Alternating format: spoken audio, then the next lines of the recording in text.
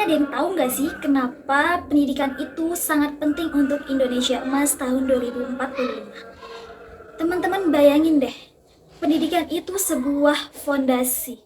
Jadi kalau misalkan kalian punya rumah tidak punya fondasinya, otomatis itu akan roboh dong bangunan kalian. Jadi kenapa fondasi pendidikan itu sangat penting untuk Indonesia Emas tahun 2045?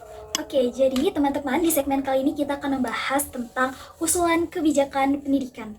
Dari 4 permasalahan di awal video, kita akan membahas di usulan apa aja yang bisa diberikan aku sebagai mahasiswa pendidikan. Yang pertama, aku akan membuat sebuah kebijakan bahwa pendidikan setiap daerah tuh harus merata dan juga merakyat.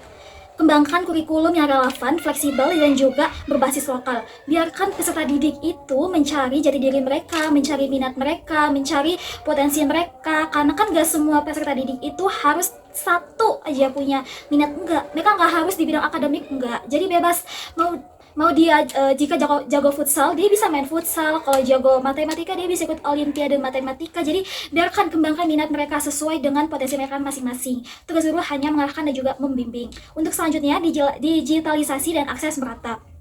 Jadi jangan cuma gedung aja yang diperbaiki, digitalisasi, karena kita kan bumi semakin berkembang, dunia semakin berkembang, bahkan sekarang udah serba teknologi.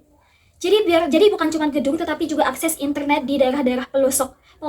Berikan mereka perangkat belajar yang sesuai dengan atau yang relevan dengan program-program mereka di sana. Mereka butuhnya apa, kita beri apa. Mereka butuh laptop, kita berikan laptop. Supaya mereka bisa belajar di mana dan kapan saja tanpa harus mencari sinyal dulu di atas bukit.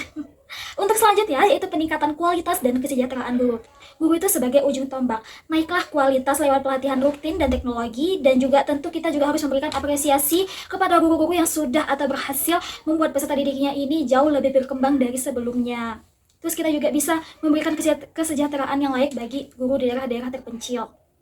Terus yang keempat, kita harus melakukan kolaborasi dunia usaha dan juga pendidikan. Kita melibatkan industri dengan pendidikan supaya peserta didik ini tidak hanya mendapatkan pengalaman dari segi akademik atau pendidikan saja, tapi juga langsung terjun ke dunia pekerjaan, supaya kalau misalkan mereka emang setelah lulus sekolah menengah atas atau setelah lulus sekolah mereka ingin bekerja, mereka sudah punya kemampuan mereka untuk bekerja, entah mereka ikut magang, pelatihan, atau kegiatan-kegiatan lainnya yang bisa membantu mereka lolos di industri-industri yang mereka mau. Yang terakhir, itu dengan pendidikan karakter dan kecakapan di abad ke-21. Jadi adab itu lebih penting daripada ilmu ya guys. Jadi kalau misalnya sepintar apapun kalian, kalau kalian tidak punya adab di depan seorang guru, itu udah nol banget sih menurut aku. Jadi nggak cuma cukup pintar, harus juga berkarakter dan juga bisa menjadi teladan yang baik bagi siswa-siswa lainnya. Kita sebagai guru itu mengajarkan empati, komunikasi yang baik itu bagaimana, berpikir kritis itu bagaimana, dan bagaimana seorang siswa itu bisa menjadi pemimpin di kelompoknya. Jadi